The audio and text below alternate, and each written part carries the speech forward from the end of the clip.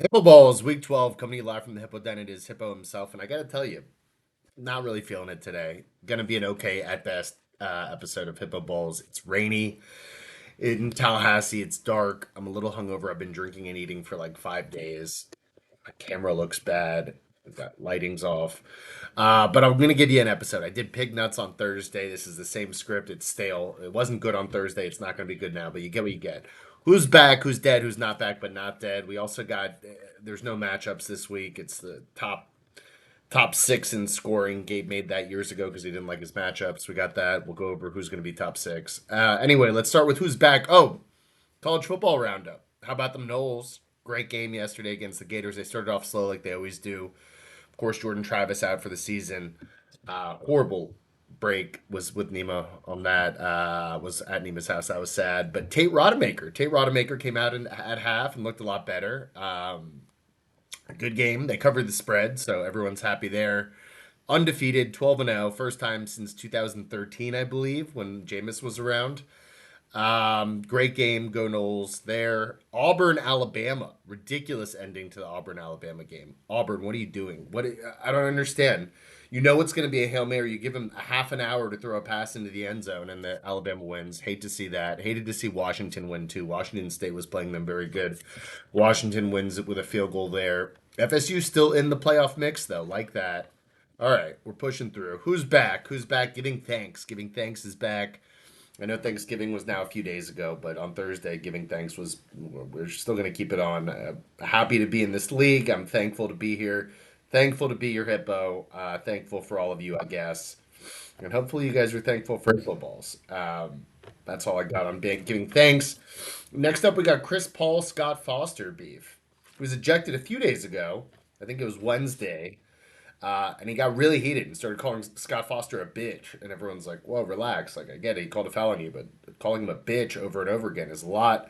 Chris Paul, after the game, says that they have like actual personal man to man beef and that the league's aware of it. Years ago when he was on the Clippers, something happened with Scott Foster and Chris Paul's kid. And he was very vague and like mysterious about what happened, but he said like some real fucked up shit happened with his kid and Scott Foster, and they have like mano a mano, like real beef, like meet me outside in the parking lot beef, I guess. Of course, he's 2-17 when Foster's officiating in the playoffs. So it sounds like they legit actually hate each other, like spy versus spy, Tom and Jerry shit. Eventually, maybe we'll figure out what happened with his kid. Next up, we got Jim Irsay. Jim Irsay. This, I think, also was like Wednesday. These stories are stale. Nothing has happened the past few days, but that's okay. Jim Irsay says he was arrested in 2014 because he's a rich white billionaire. Ah, the plight of the rich white billionaire. Of course, everyone feels bad for them. Stephen A. Smith on First Take called him unhinged, which caused Irsay to continue to spiral further, saying, of course, he is the victim. He was caught in 2014 with a ton of drugs in his car. Of course, his BAC was through the roof, and $29,000 in cash, which he said wasn't a lot at the time. He says he used to have way more than 29,000 in cash on him. Kimberly Martin, who's also on First Take, she's an NFL reporter. She also was talking some shit about Ursay, and he tweeted after First Take, the woman that preceded Stephen A. How dare you? I don't care to know your name. If my black mother Dorothy was alive, you'd be in hot water. You are mean and ugly and a nothing burger. Calling someone a nothing burger is amazing. Gonna start calling people nothing burgers. Great diss. He also had really good emojis, like emojis that no one uses other than Jamersay. Go look at this tweet. Of course, his mother was not black. Uh, that's like a slave that they had in the house growing up. Weird. He also said that he was poor. He was not poor. Another fact check on that. They immigrated over to America, but at the age of 12, his dad bought the Colts. So they were very rich most of the time. He did not have a black mother. Of course, he's very coked out as always, but that's showbiz. Jim Irsay, who's dead? We got Josh Giddey. Josh Giddey's dead.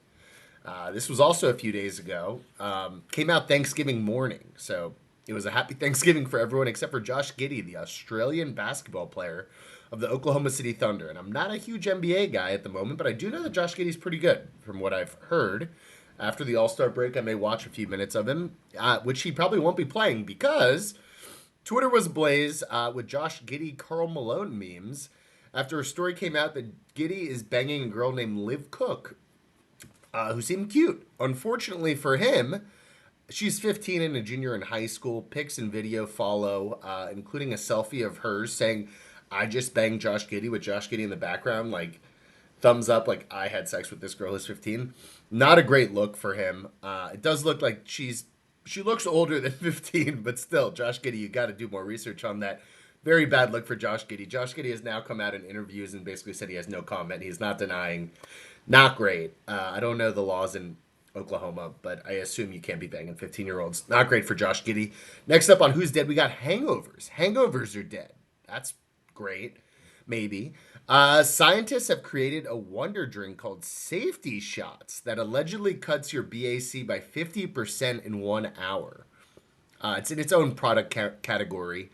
Rapid alcohol detoxification. Sounds pretty snake oily. It asserts that these scientists assert that its product requires no FDA approval because it falls under a category of nutraceuticals. Nutraceuticals. I think that's what Eric Matzner was selling. Nutraceuticals. These scientists they said that they've done some studies and it cuts your BAC in half, which means that people can just drink forever. I guess you go out to a bar and you just never come home. Your family's just waiting for you forever because if you can keep cutting your BAC in half, you can drink forever, have a great time. Sounds great, except society would crumble, but we'd all have a very, very good time. I will be trying Safety Shot. Sounds great. Probably cuts your lifespan in half as well, but it does cut your BAC. I would try that. I'm in on that. On to who's not back but not dead. We got P. Diddy. P. Diddy, this story came out.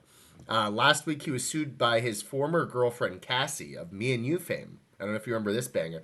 It's me and you. I've been waiting to make a move. Better tell me that girl Cassie for rape and abuse.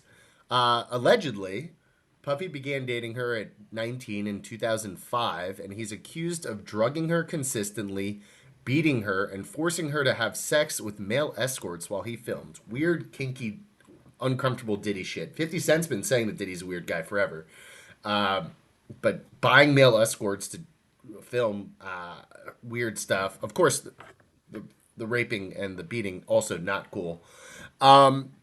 He also is alleged to have forced his way into her home and raped her. Diddy came out and said this is blackmail and that she's trying to publish a book with a bunch of lies and asked for $30 million or she would release a damaging book. In 2012, Diddy grew the allegations which come out in 2012. Diddy grew so angry about her dating Kid Cudi that he threatens to blow up Kid Cudi's car. Days later, Kid Cudi's car blows up in his driveway, and Kid Cudi confirms that Diddy blew up his car. Crazy story there. He would make her carry his gun in her purse, and one night he picked up one of her friends and dangled her off a 17th floor balcony. Bad boys for life. Bad boy. Turns out he's like a supervillain. Crazy, terrible guy, P. Diddy is. One day later, they settled out of court, so he must have paid her a ton of money. Of course, he has the money to settle all these suits. Doesn't mean he's not a horrible, terrible guy. 2 other women have now sued him this week, trying to get the bag. Probably he did bad stuff to them too, though. But 2 more people have now sued him for abuse this week. He's on his 3rd sexual assault lawsuit of the week. Bad boy. Next up, we got OpenAI. OpenAI is not back, but not dead.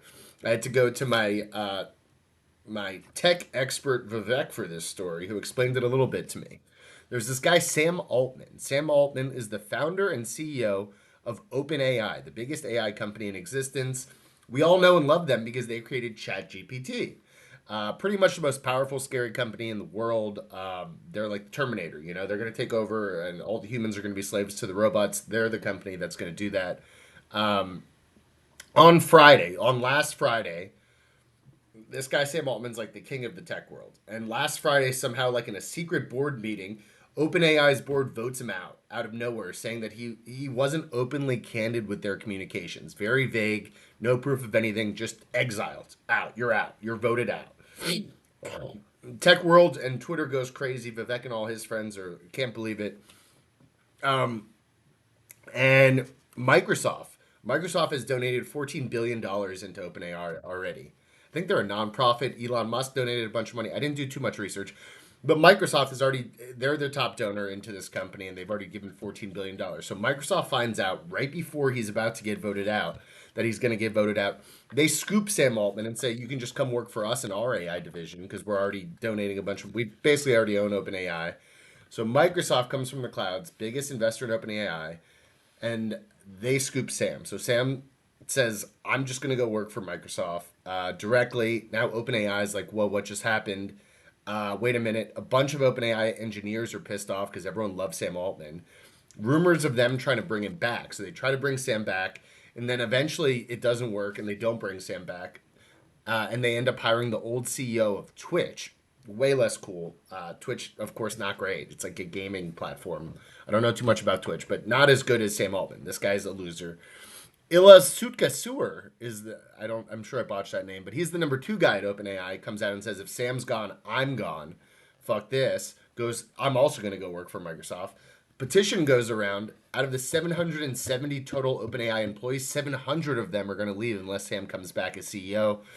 The board realizes they fucked this up and they're about to have no jobs and lose all the money they were about to make because they tried to get cute and succession Sam Altman. They somehow beg and plead and get Sam back. I think Microsoft just gives Sam back. So now Sam is back. He has all the power. The board, tail tucked between their legs, realizes that they almost fucked everything up. They tried to oust him. They almost ousted themselves. Sam Altman back as CEO. Next up, we got Derek Chauvin. Derek Chauvin. That's the police officer who killed George Floyd with the knee on his neck. The Can't Breathe officer guy. He got stabbed. He got stabbed and seriously wounded in Tucson, Arizona federal prison a few days ago. Fuck that guy. Um, that's all I got. I told you it's not a great hippo balls. Thanksgiving power rankings. Thanksgiving power rankings. Top five things for Thanksgiving. I know a lot of people are not a big turkey fan. I am. Number one in the power ranking, good turkey. A good turkey is great. Of course, some people make ham, some people make prime rib. That's all good, but turkey's still the goat if you cook it right. You overcook it, you're fucked. Uh, spatchcock your turkey. That's where you cut off the middle bone. I know I haven't done cooking with hippo, but I will. I'm gonna make some. Actually, I bought another turkey because it was so cheap. I'm gonna make Thanksgiving again today, and I'll send some pics out to the group. Next up, we got stuffing. Stuffing number two, and a good stuffing, truthfully, is it's one B. One B. Stuffing can save bad turkey. Good stuffing. Number three is gravy and mashed potatoes. I put gravy before mashed potatoes because gravy is very important. You have to use the innards, the heart, and everything. You make a good gravy, it's amazing. Mashed potatoes, of course, great. Four is green beans. There's green beans and green bean casserole. Robin leans casserole. I lean green beans. I like to stay light. You know, some like cashews and green beans. That little green crunch. I like that. And then number five, pumpkin pie. Of course, goat dessert for Thanksgiving. I hope everyone had a good Thanksgiving. Lastly, we got matchups. Dolphins already won on Friday, Black Friday, like that Black Friday game. That was fun. Matchups. There are no matchups. So top six. Let's see. I didn't do this because it's stupid. I'm projected 122. Of course, I'm going to put myself in the top six. Uh, Siegel is projected 128. Look at him. Vivek's projected 125. They're both in the top six. Wave God Nima projected 170. Take it easy. You're in. Jan projected 137 and Gabe projected 122. So let's see. Siegel, Vivek, Nima, Jan. That gives two spots. And then I guess me and Gabe. All right. I don't know. And then bets of the day. Uh, uh, Give me Texans plus 1.5 at home. I like that versus the Jags. Jags huge frauds. CJ Stroud always plays good against them, especially at home. And then Eagles -3 against the Bills. I like that. They're at home. Bills are frauds too. Anyways, that's all I got. Have a day.